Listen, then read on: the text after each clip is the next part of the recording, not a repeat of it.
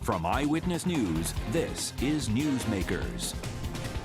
Welcome to Newsmakers. I'm Tim White. On Friday afternoon, Governor Gina Raimondo announced as the coronavirus pandemic grows, she is keeping public school students home for at least 1 week. Here are some of what she had to say.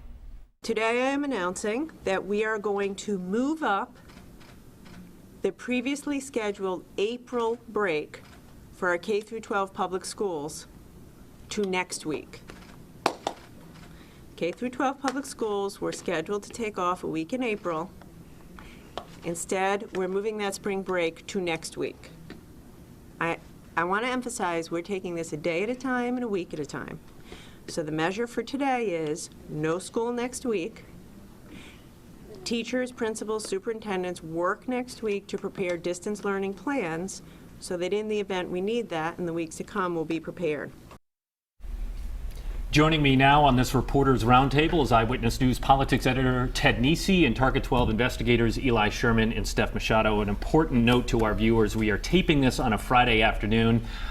It's safe to say this is a very fluid situation, so make sure you check with WPRI 12 and WPRI.com for the latest information. All right, Ted, on Thursday afternoon, I think it was, Governor Raimondo was on a cable news network, and she was telling them her last resort would be to close schools. Not even 24 hours later, she's doing just that. She's moving the April vacation to this week in March. What do you think changed on their end? I think you saw it in the case numbers. You saw that Rhode Island had been holding at 5 cases for the last couple of days. It more than doubled overnight, and now you're up to 14. I think that alarmed the governor and her staff about the possibility of community transmission, that the virus is spreading more underground than we realized. I also think this happened even faster than that, Tim, because I was talking to people close to the governor this morning, Friday morning, who still thought the probability was low she would order closure. So I think the meetings this morning were pivotal. And my understanding is what they're saying to the public is what they're saying to each other in private. There were real concerns about childcare, nutrition for underprivileged students, and the chaos it could lead to. And this morning she clearly made a decision that this is the way we have to go. And Steph, we're also learning a little bit more about a student that actually is one of those confirmed cases. I mean, as the news conference was going on, you spotted something. Yes, so they did not say during the news conference whether any of the 9 new cases were at schools, but parents from Cranston High School West actually during the news conference received an email from the assistant superintendent of schools confirming that a student there had tested positive they said within the last hour, and that students and staff and faculty were being told to quarantine at home for 14 days and monitor themselves for symptoms. So that clearly would have contributed to the decision to close schools as these 9 new cases came in, and we're seeing that there are now school connections, which we did not have before, other than the St. Ray's trip and sort of a tangential connection to a couple of other schools that sort of briefly closed and cleaned and then opened right back up. This was the first positive case of a public school student. And we're seeing it on both sides of the border because Attleboro, Charlie Baker made a different decision as of noontime Friday. Let the districts decide. Yeah, not to close statewide. But just before that, we had the memo in Attleboro district schools that they will be closing next week because a student there has tested positive. Steph, the move to remote learning is not just a hot topic anymore, it's now the reality. And you spoke with the deputy commissioner at RIDE. I want to play a little sound and then get you to weigh in on this. And this is their point person, right, on the coronavirus over at RIDE about the challenges to online learning. Let's take a listen. The bar is set high because we want to make sure all students get the same educational opportunities if it were to be a virtual learning day. We worry about both young students, but also the differently able students, multilingual students, students who need other services that would be difficult to provide online. So the bar is high. The bar is high. How ready are schools right now, as we tape on a Friday afternoon for remote learning? I mean, the answer is they're not ready today. We have been told that 1 application is in. Again, we're taping this on Friday afternoon, but at last check, 1 application is in from East Providence schools to start remote learning. That needs to be approved by RIDE to make sure that it's providing equity to students, right? Is everyone getting a laptop? Is everyone going to have Wi-Fi access? Things like that for it to count as a school day. schools are now scrambling to put together their remote learning plans. And I should mention, we did a story yesterday about the fact that remote learning has technically been legal in Rhode Island since 2017, but every single school district that has applied For snow days, essentially. well, and the point of it was for snow days. Of course, this year we have not had much snow at all, but every district that has applied and submitted their virtual learning plans to RIDE thus far, pre-coronavirus, has been rejected. So now RIDE and Anna Riley, who we just heard from, is working directly with school districts to get them to have remote learning plans that are compliant, that can be approved, so that hopefully by the end of next week everyone is in place to do remote learning if they have to have a further closure. One really tricky thing about this too for a lot of districts is, of course, students, for a lot of students, they're getting their regular meals at school. So if you close down schools, you also have to have that plan in place to ensure that people have food security in the times that they can't physically go to the buildings. And daycare, as we pointed out, that is a big challenge, and the governor asked daycare centers to remain open for the week, so the folks that have to go to work but their kids are home, there's a place to put them. So what are they going to do? Are they going to loosen regulations? Because kids that don't have access to Wi-Fi still won't have access to Wi-Fi next week or the week after if they have to remain closed. So is the answer that you also have to kind of look the other way in some of the regulations that were put into place? Well, it depends on what RIDE decides. We know the Commissioner Infante Green feels pretty strong about educational standards, so I don't know if she's going to waive any requirements. East Providence is using a nonprofit organization that their whole reason for existing is to help with digital inequities. So that nonprofit is going to be paying temporarily for students in East Providence who don't have Wi-Fi access to set it up in their homes. I don't know what that group's capacity is. There could be other grants, other nonprofits, federal funding. I think they're going to be trying to find any way they can to get the proper technology to students so that they can all do remote learning. So on Friday we learned about a significant jump in the confirmed cases of coronavirus. Again, this is Friday afternoon, from 5 now to 14. And Eli, we learned a little bit about the pace at which Rhode Island testing, the cases that they're testing, how fast they're doing it. Yeah, it's really pretty slow, Tim. This is one of the wide criticisms all over the country we're seeing. But today we heard from the governor, who said that we have the capacity here in Rhode Island to test 80 people per day.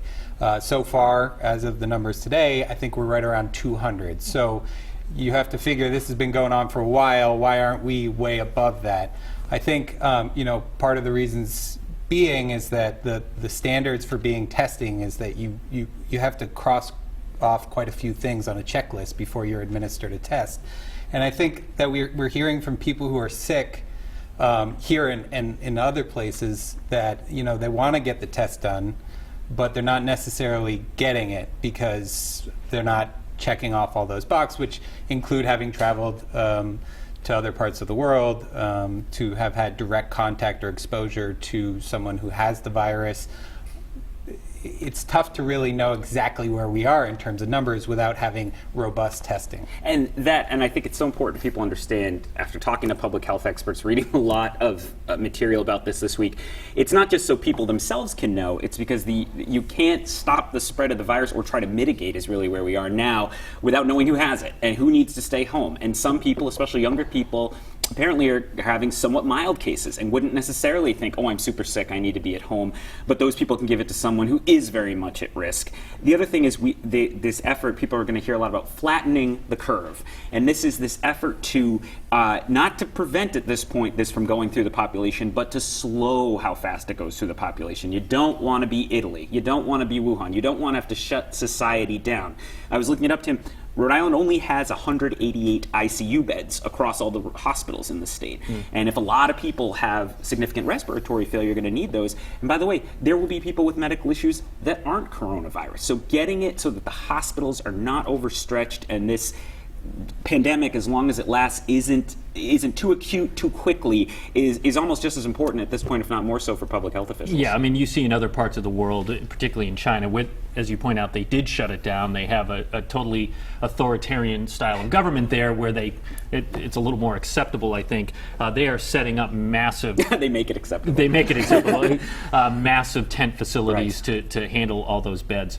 All right, I want to pivot to the economy, and we're going to play a little bit more sound here. Ted, on Thursday, I believe it was, you spoke to Milena Pagan, who owns Rebel Artisan Bagels in Providence, and she said as of at least Thursday, while her customer count wasn't down, she's talking to a growing number of other restaurants who are seeing a drop, and she's worried some of them can't survive even a few weeks of reduced business. Let's take a listen.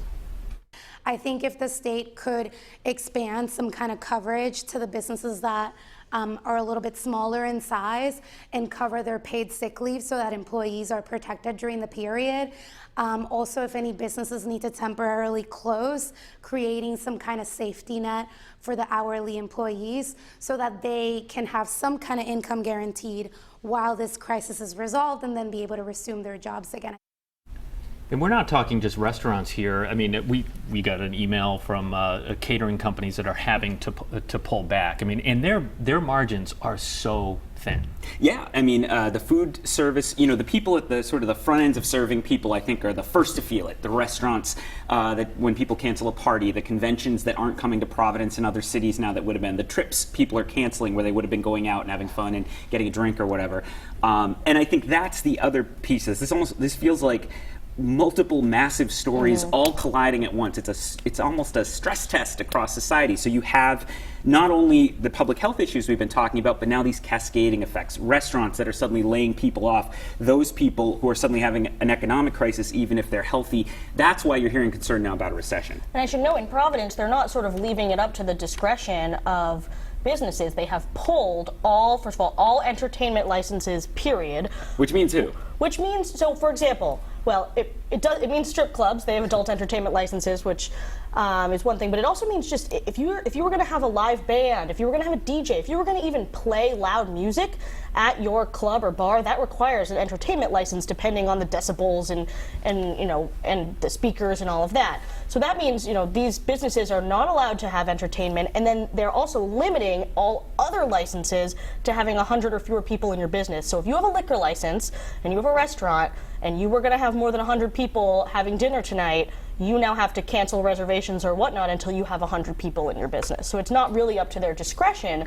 They are being told this is now a condition of your license for the next 2 weeks. And of course, as we tape this program, we're waiting to see what comes out of Washington, D.C. in terms of providing a little bit of help. But one place that is not closing its doors right now, and we got a ton of emails on this one, and you wrote a story about it, the casinos in Rhode Island aren't shutting their doors. Yeah, it's open to gamble. If you want to go to the casinos, that's a place that you can go, despite... As of Friday afternoon. As of Friday afternoon. We'll see where it goes. But even today, when the governor was speaking, she doubled down on her direction to not engage in any event where there are over 250 people.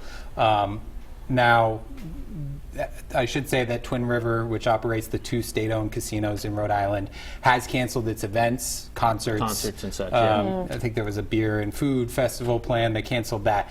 But they haven't closed down the thousands of slot machines that they have, the table games they have in Lincoln, and the sports betting bar that they have there as well, meaning that even though she's saying don't go where there are crowds of 250 people or more, that building can hold hundreds of people, and it's not entirely clear as of right now who has the authority to shut it down, but they've decided so far not to. Well, Ted, before we go to a break, which we're overdue for, is it unfair to point out that Twin River, the casinos, are a massive revenue source for the state when we talk about this in the context of not shutting their doors? Eli ran the numbers. What was it? $920 a minute in profit for the casinos, which just is on the slot machines. Just on the slots. Thank you. It's a lot of money at stake, I think. And by the way, don't forget Twin River, which operates these casinos, they're technically state-owned, is a publicly traded company that relies, I think, on roughly 2/3 of its revenue, Rhode Island. So you have 2 entities, the state that is already facing a financial hit from this coronavirus crisis, and then Twin River as a company, too, probably very nervous about what would happen at that point. All right, we're going to take a break here in Newsmakers. Our conversation about the coronavirus pandemic will continue when we come back, what it means to politics. Stay with us. You're watching Newsmakers.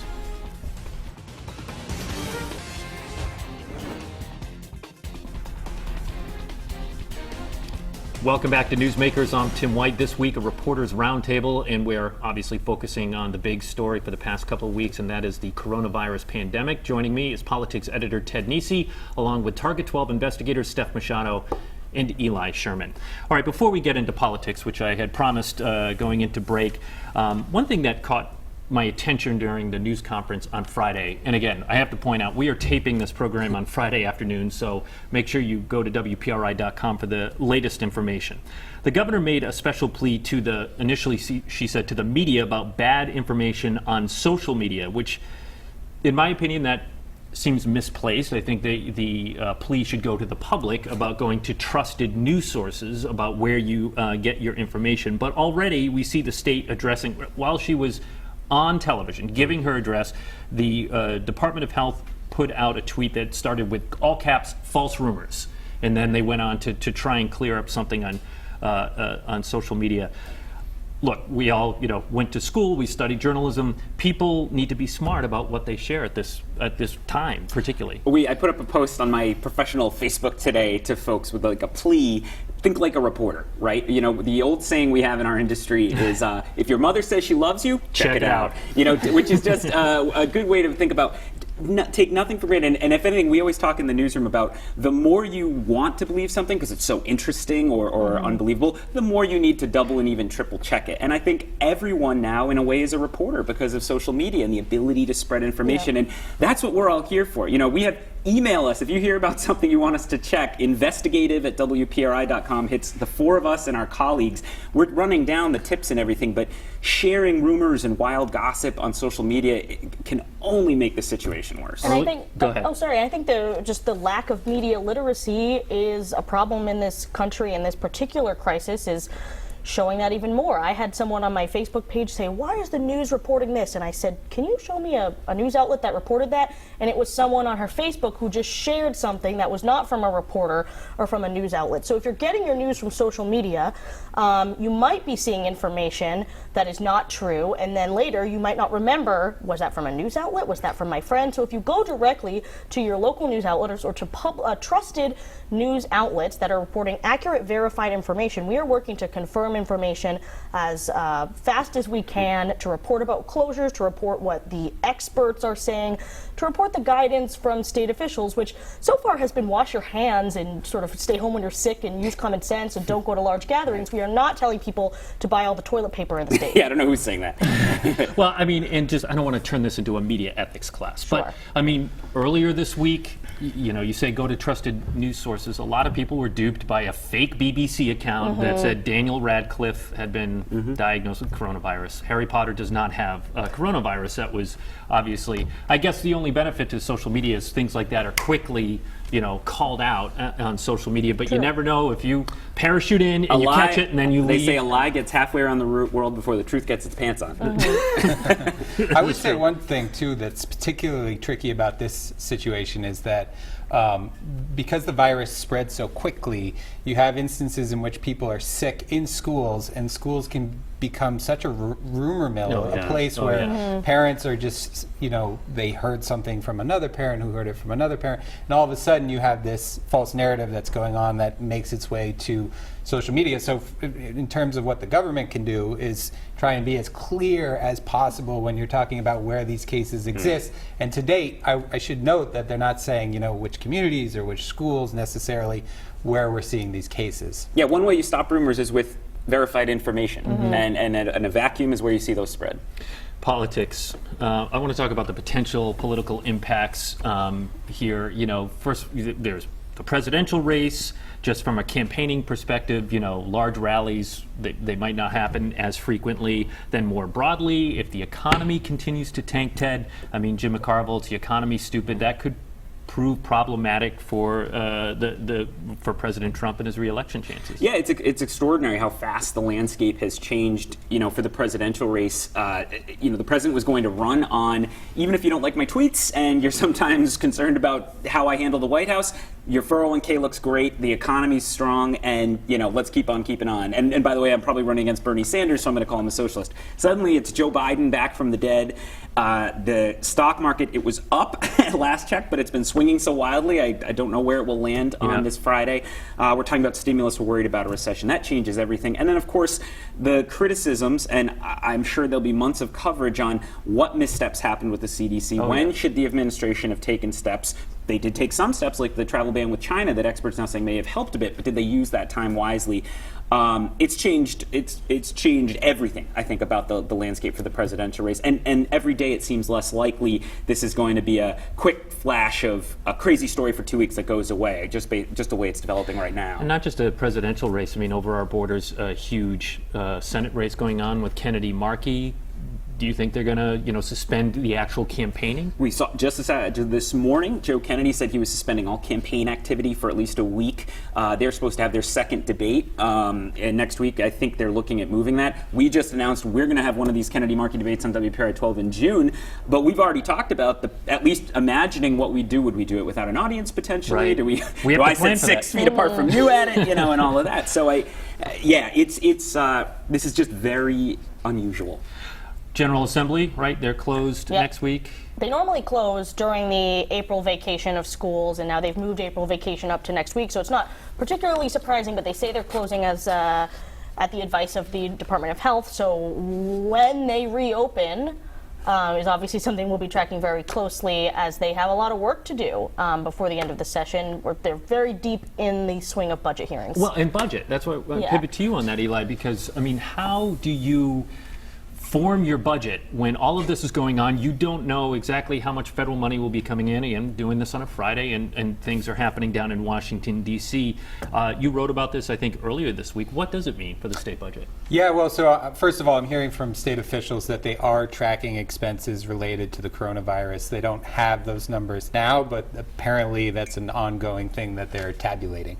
So presumably at some point we will know what was the cost of responding to the coronavirus. At the same time, our congressional delegation has been working to try and secure funds for us. So far, we've gotten about $4.9 million from a federal spending bill that was passed last week.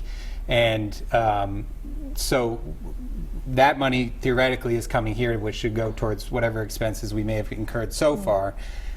But the bigger question here is whether or not the president will evoke the Stafford Act, which basically allows him to open the floodgates to billions of dollars in disaster relief to states. And if he does that, then it's so possible. That money gets passed through the states if he were to enact the Stafford Act. Is that your understanding of how it works? That's my understanding. In part. So, and that could go towards anything from paying for hospital workers, hospital supplies, testing. We talked in the first half of the show about needing to perhaps kick up the amount of testing. That could open the floodgates for that. Even Pete Gaynor, Round's own Pete Gaynor, who runs FEMA now, might be asked to build temporary hospitals in some places if the capacity is expanded. And again, what's weird about this is you have two things going on at once now. You have an immediate public health crisis being responded to, but these same bills are also trying to figure out how to stabilize the economy with fiscal stimulus, by whether that's injecting money into Medicaid, more FMAP. The president wants a payroll tax cut. So there's just an extraordinary amount of big news happening every hour at the moment. Yeah. I mean, it's also hard to figure out what kind of stimulus do you work out. I mean, this is not your traditional.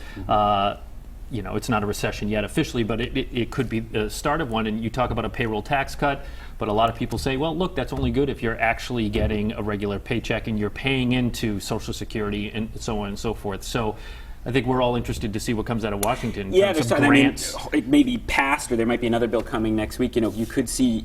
We all remember when President Bush sent checks to everybody in his first year in office. And I think you point to something else, Tim, which is just what this it echoes some previous major news events, I think. My first year. What does it feel like to you? Well, my first year as a reporter was the financial crisis. And I remember the cascading effect feeling during September 2008 as the financial crisis happened, and things that couldn't happen, like Lehman Brothers collapsing, Merrill Lynch disappears overnight, talk about another depression or whatever. And then some people, I wasn't a reporter yet, but you covered 9/11. You were in Boston at the time. Right. I was in the WBZ in Boston, and it feels like 9/11, but a slow-moving 9/11, right? Of course, September 11th, you remember where you were when the towers fell, and it was just that feeling of insecurity after that. And I think that feeling has been coming on more slowly than that immediate moment that happened on 9/11. But our coverage of it feels it's starting to ramp up into that 9/11 type of feel. I don't know if you're feeling that as well. Well, and I just feel like every time a headline comes out, for example, a student has tested positive for coronavirus at Cranston High School West would normally lead our newscast for days potentially. Right. But there's going to be, every time there's a new development, that becomes the next headline, that becomes the new lead on the top of all the newscasts. So it's just very fast moving, and there's so many developments. That's why we hope people go to our website so they can read all about them. All right, Steph Machado, Eli Sherman, Ted Nesi, thank you very much for joining us on the program. And as Steph just said, look, this is fast and furious. It's a very fluid situation. So make sure you go to WPRI.com, go to WPRI 12, download our news app, and we will be keeping you up to date as information comes into our newsroom. For all of us here, thank you for watching, and we will see you next week on Newsmakers. A little extra.